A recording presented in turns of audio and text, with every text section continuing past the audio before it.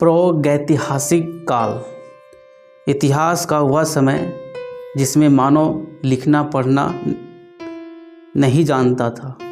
इसकी जानकारी केवल पुरातात्विक साक्ष्य से मिली, यानी वही जिसमें कुछ वस्तुएं जो है उस समय मानव थे, उसका जो कुछ वस्तुएं थे बिखरा पड़ा होता, उसी से हम लोग पता कर पाएँ कि मानव थे, लेकिन पढ़े लिखे नहीं थे। कुछ सामान बिखरे पड़े थे, उसी को पुरातात्विक साक्ष्य से हम लोग इसको जानकारी प्राप्त किए हैं। इसी के अंतर्गत आता है पाषाण काल। पाषाण काल, स्टोन एज, वह समय जब मानव पत्थर के औजार एवं हथियार का उपयोग करता था, पाषाण काल कहलाता था। पूरा इसमें पाषाण काल को 3 भाग बांटा गया है: पूरा पाषाण काल, मध्य पाषाण काल, नव पाषाण काल। ठीक है, पूरा पाषाण काल में ये 25 लाख ईसा पूर्व से 10,000 ईसा पूर्व तक ये चला। उसके बाद मध्य पाषाण काल 10,000 ईसा पूर्व से 4,000 ईसा पूर्व तक चला। नव पाषाण काल 4,000 ईसा पूर्व से 1,000 ईसा पूर्व तक इसका पीरियड है।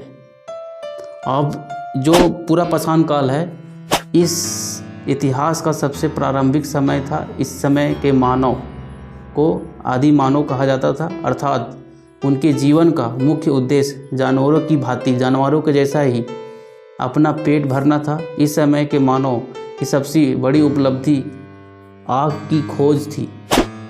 एक और पॉइंट, पहला पॉइंट, जो पूरा पाषाण काल में इसमें वो शिकारी और कंदमूल संग्रह करते थे, यानी शिकारी करना था उनको।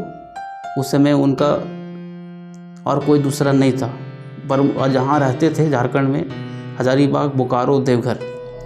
दूसरा है मध्य पाषाण काल। इस समय उनका शिकारी करना तो था, साथ साथ प्रारंभिक पशुपालन भी उसका उद्देश्य था, यानी पशुपालन भी धीरे धीरे वो करने शुरू कर दिए थे। इनमें प्रमुख जिला झारखंड में पलामू, दुमका, रांची है। आगे आते हैं नव पाषाण काल में खेती और व्यावसायिक पशुपालन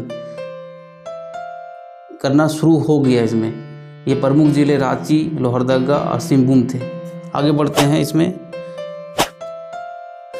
पाषाण काल के बाद आया आपका धातु काल। धातु काल में ताम्र पाषाण काल, कांस्य पाषाण काल और आता लौह काल। ताम्र पाषाण काल, जिसे तांबा भी हम लोग जान सकते हैं, इसमें असुर, बिरजिया और बिल्हौर जनजाति थे। कांस्य काल, जिसमें तांबा और टीन मिला के कांस्य को बनाया गया, यानी इसको कांस्य काल बोला गया। इसमें असुर और बिरहिज जनजाति शामिल थे। लौह काल, इसमें असुर, बिरहिजिया जनजाति थे, जो लौह काल के समय इन्होंने अपना विकास किए।